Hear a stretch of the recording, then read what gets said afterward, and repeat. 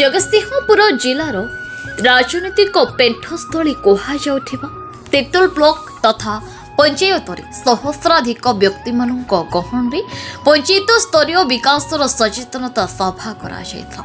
ସରପଞ୍ଚ ପ୍ରିୟମ୍ବଦା ମହାପାତ୍ର ଏହି ସଭାରେ ସଭାପତିତ୍ୱ କରିଥିବା ବେଳେ ମୁଖ୍ୟ ଅତିଥି ଭାବେ ଯୋଗ ଦେଇଥିଲେ ବ୍ଲକ ଚେୟାରମ୍ୟାନ୍ ମନୋଜ କୁମାର ବେହେରା। ସମ୍ମାନିତ ଅତିଥି ଥିଲେ ବ୍ଲକ ବିଜେଡି ସଭାପତି ତଥା 4 ନମ୍ବର ଜୋନ୍ର ଜିଲ୍ଲା ପରିଷଦ ଗଙ୍ଗାଧର ବିଶ୍ୱାଳ, ବିମଳ କୁମାର ମହାପାତ୍ର, ପ୍ରବୀର କୁମାର ରାୟ। ଉକ୍ତ ସଭା ବିନାୟକ ମହାପାତ୍ରଙ୍କ ପ୍ରତ୍ୟକ୍ଷ ତତ୍ତ୍ୱାବଧାନରେ ଆୟୋଜିତ ହୋଇଥିବା ବେଳେ ତିର୍ତ୍ତୋଲ ବ୍ଲକର ସମସ୍ତ ପ୍ରଶାସନିକ ଅଧିକାରୀ ସମିତ ଏମ୍ବିକେ ପ୍ରାଣୀ ମିତ୍ର, କୃଷି ମିତ୍ର, ସ୍ୱାସ୍ଥ୍ୟ ଅଧିକାରୀ, ଆଶାକର୍ମୀ, ଅଙ୍ଗନବାଡ଼ି କର୍ମୀ, ଏସ୍ଏଚ୍ଜି ଗ୍ରୁପ୍, ବିଭିନ୍ନ ପ୍ରଡକ୍ସନ ଗ୍ରୁପ ମାନେ ଯୋଗ ଦେଇଥିଲେ। ଏହି ପରିପ୍ରେକ୍ଷୀରେ ପଞ୍ଚାୟତର ବରିଷ୍ଠ ନାଗରିକ ସಮೇତ ବିଭିନ୍ନ କ୍ଷେତ୍ରରେ ପଞ୍ଚାୟତର ନାମକୁ ଗୌରବାନ୍ୱିତ କରିଥିବା ପ୍ରତିଭାମାନଙ୍କୁ ମାନପତ୍ର ସହିତ ଉପଢୌକନ ଦିଆଯାଇ ସମ୍ବର୍ଦ୍ଧିତ କରାଯାଇଥିଲା। ଶେଷରେ ନୃତ୍ୟ ସଙ୍ଗୀତ କାର୍ଯ୍ୟକ୍ରମ କରାଯାଇଥିବାର ଦେଖିବାକୁ ମିଳିଥିଲା।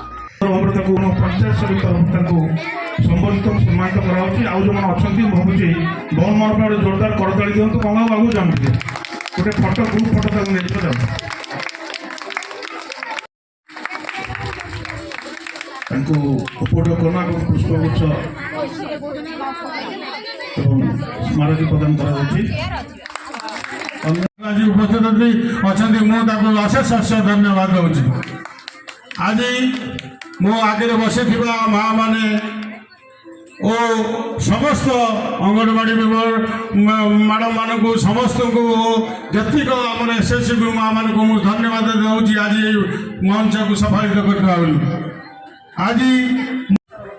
ଆଜିର ଏ ସଭାର ସଭାପତିତ୍ୱ କରିଛନ୍ତି ଆମର ପ୍ରିୟ ସରପଞ୍ଚ ପ୍ରିୟଙ୍କା ମହାପାତ୍ର, ତାଙ୍କୁ ମୁଁ ଧନ୍ୟବାଦ ଦେଉଛି। ଆଜି ଆୟୋଜନର ମୁଖ୍ୟ ସ୍ରଷ୍ଟା ସେ।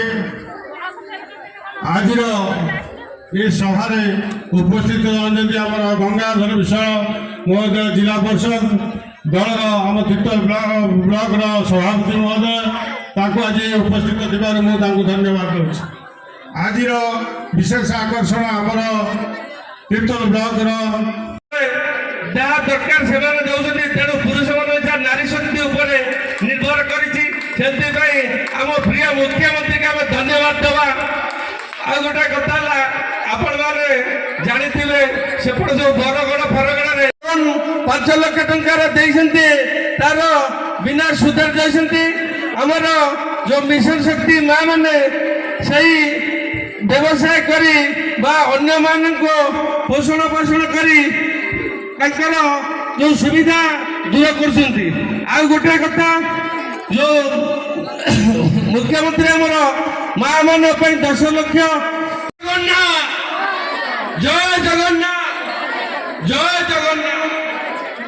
ଆଜି ପଞ୍ଚାୟତ ସ୍ତରୀୟ ସଚେତନତା ଶିବିର ଆମ ତିର୍ତ୍ତୋଲ ପଞ୍ଚାୟତରେ ହଉଛି। ଏହାର ସଭାପତିତ୍ୱ କରୁଛନ୍ତି ଆମର ପ୍ରିୟ ସରପଞ୍ଚ, ଆମ ମାନଙ୍କର ଭାଉଜ, ଏ ଏରିଆର ଜଣେ ମଉଳମଣି ଆମର ପ୍ରିୟବତା। ଜଗତସିଂହପୁରରୁ ଶରତ କୁମାର ଦାସଙ୍କ ରିପୋର୍ଟ, ନ୍ୟୁଜ ଉପାନ୍ତ ଖବର।